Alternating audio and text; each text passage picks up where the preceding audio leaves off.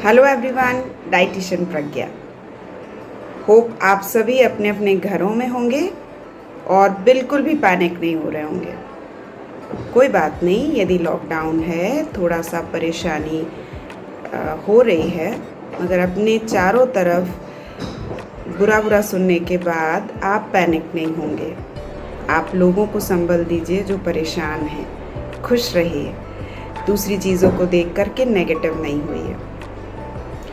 चलिए, आज एक बड़ा कन्फ्यूजन वाला मैटर है कि डोजेस निर्धारित करने हैं कि हम काढ़ा पी रहे हैं तो कितना पिएं, होम रेमेडीज़ कर रहे हैं। और कई लोगों ने तो यहाँ तक भी कह दिया कि स्टीम लेने, काढ़ा पीने और होम रेमेडीज़ भी लेने से कोई कुछ नहीं होता है, यहाँ तक कि दवाइयों का भी असर नहीं हो रहा है। तो वो तो कोरोना होना होगा तो हो ही जाएगा। सबसे पहली चीज़, अगर आप नेगेटिव थॉट लेकर के चल रहे हैं तो उसको हटा दीजिए, मुस्कुराइए। हर चीज़ का फ़र्क पड़ता है। ऐसा नहीं हो सकता कि हम जो चीज़ कर रहे हैं उसका बेनिफिट हमें ना मिले, बशर्ते कि आप पॉजिटिव हो रहे हों। दूसरी चीज़ ये कि स्टीम लेते हैं तो कई लोग तो ये कह रहे हैं कि वो 12-15 बार ले रहे हैं। इतनी बार स्टीम लेने से आपको कोई साइड इफ़ेक्ट हो जाएगा। यहाँ तक कि पेपर में भी आ रहा है कि बहुत ज़्यादा आप काली मिर्च का, काढ़े का और दूसरी चीज़ों का यदि आप यूज़ कर रहे हैं तो उससे लिवर में प्रॉब्लम आ रही है, कई लोगों को एसिडिटी हो रही है। मुझे मेरे पेशेंट्स, मेरे क्लाइंट्स बताते हैं कॉन्स्टिपेशन की प्रॉब्लम होती है, कई लोगों को गर्मी की वजह से पिंपल होने लग गया, हेडेक होता है, वॉमिटिंग सेंसेशंस होने लगते हैं। तो ऑब्वियस सी बात है, आप खुद सोचिए, जब डॉक्टर हमें दवाई देते हैं तो वो डोज निर्धारित करते हैं। आपको 2 बार खाना है, आपको 3 बार खाना है, या ये गोली तो सिर्फ एक ही बार चलेगी, या फिर ये इतने mg की है, आपने ज़्यादा mg की ले रखी है, उसको छोटा वाला या बड़ा वाला डोज देना है।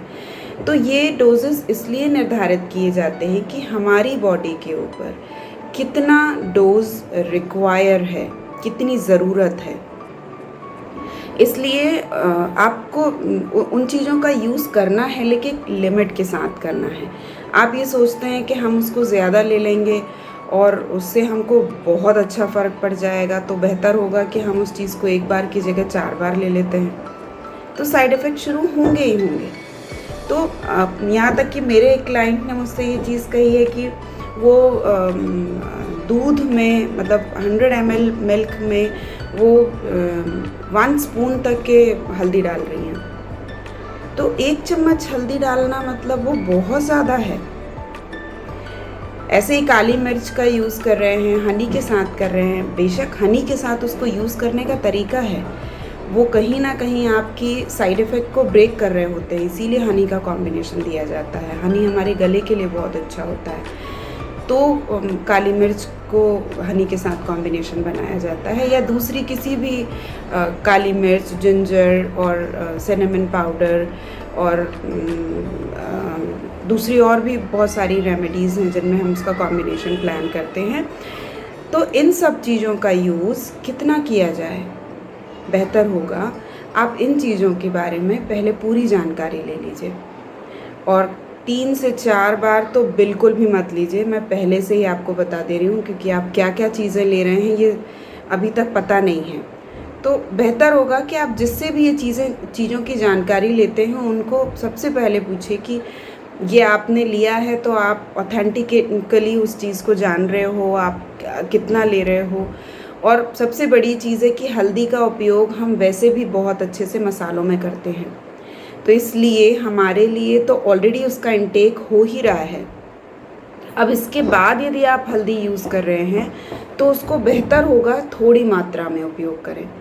काली मिर्च का यूज़ यदि आप कर रहे हैं तो उसको 1/4 में 1 बार में, या ज़्यादा से ज़्यादा आप 2 बार में यूज़ करिए।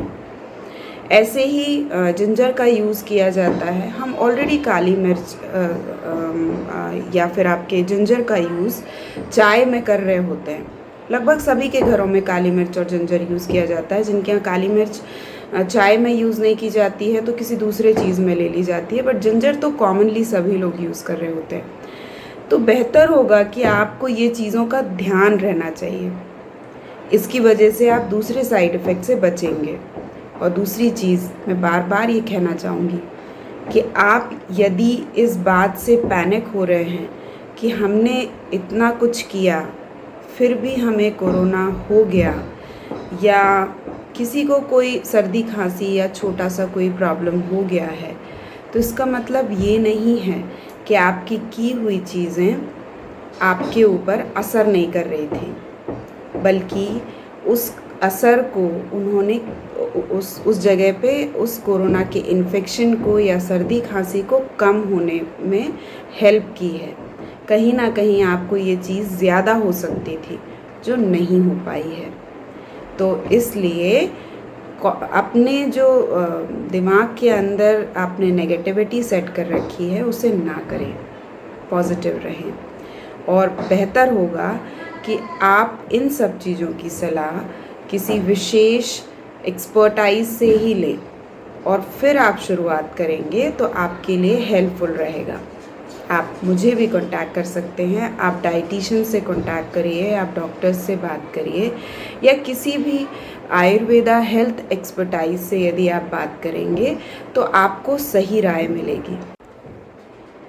उम्मीद है आपको मेरे इस वीडियो से हेल्प मिलेगी, और अब आगे आप जब कभी भी जो चीज़ें ले रहे हैं उनको एक सही निर्धारण के साथ लेंगे, केयरफुली लेंगे, और आप साइड इफ़ेक्ट से बचेंगे और नेगेटिव नहीं सोचेंगे। खुश रहिए, व्यस्त रहिए और हमेशा अच्छा सोचते हुए स्माइल देते रहिए। आगे फिर मिलेंगे एक नए वीडियो के साथ, तब तक के लिए बाय बाय।